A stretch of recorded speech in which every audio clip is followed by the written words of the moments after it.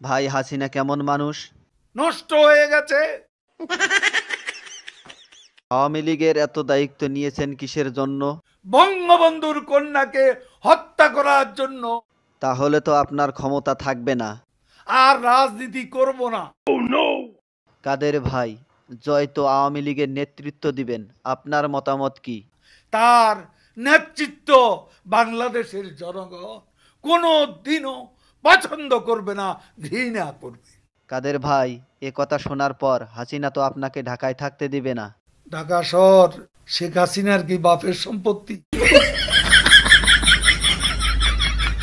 কাদের ভাই, আওয়ামী লীগ কেমন দল? এরা খুনি। আপনার কাছে শহীদ জিয়া কেমন ছিলেন?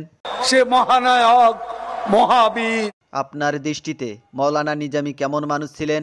এত সৎ মানুষ রাজনীতিতে, এমন এত পরিশ্রমী মানুষ আর একজনও আসে নাই।